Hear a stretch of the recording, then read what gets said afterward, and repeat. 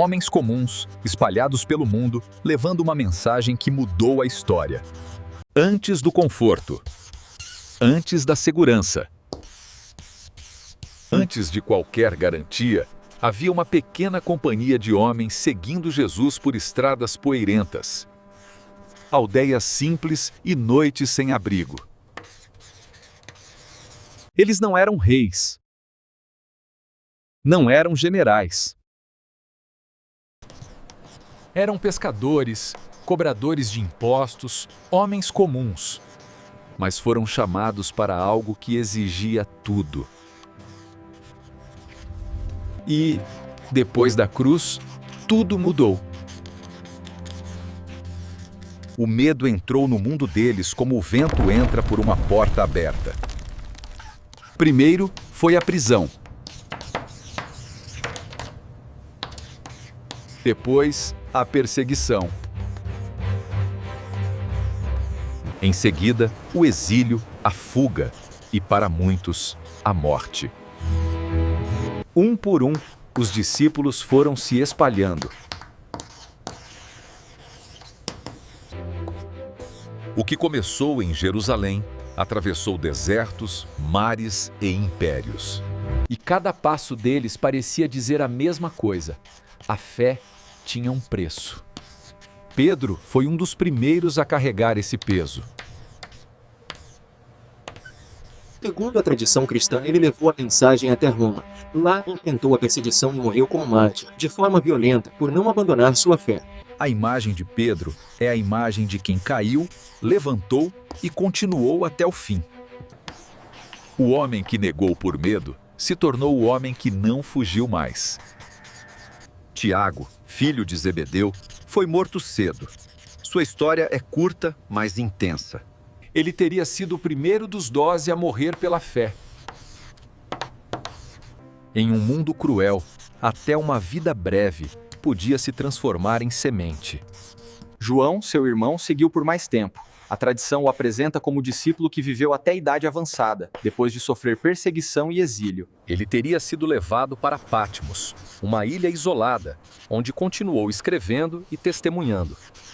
Enquanto muitos morreram pela espada, João teria sobrevivido para lembrar ao mundo que a luz não desaparece no escuro. André, irmão de Pedro, também entra na memória cristã como um homem de missão e sofrimento. A tradição diz que ele pregou em terras distantes e morreu crucificado. Dizem que sua cruz tinha outra forma, diferente da de Jesus. Tiago, filho de Alfeu, é um nome cercado de menos detalhes. Mas, justamente por isso, sua figura carrega o peso do anonimato. Nem todos tiveram relatos grandiosos. Nem todos deixaram histórias longas. Mesmo assim, a tradição o inclui entre aqueles que permaneceram fiéis até o fim. Filipe teria anunciado a mensagem em outras regiões e também enfrentado a morte por sua fé. Bartolomeu, segundo antigas tradições, viajou para terras distantes e sofreu um fim violento. Tomé, o homem que quis tocar para crer, teria levado sua fé para além do que via e conhecia. A tradição conta que ele pregou em lugares longínquos. E morreu como mártir.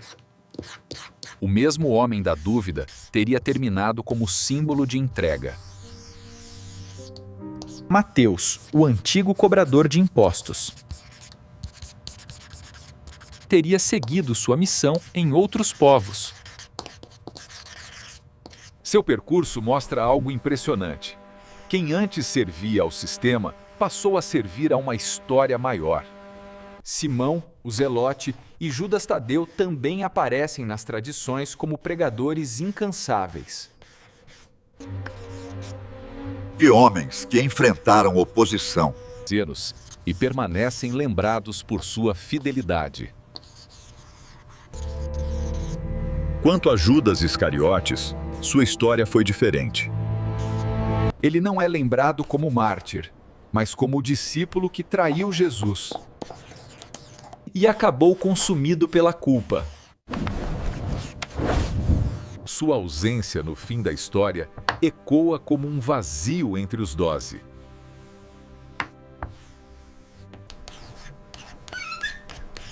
A vida desses homens foi moldada por um mundo hostil. O império esmagava.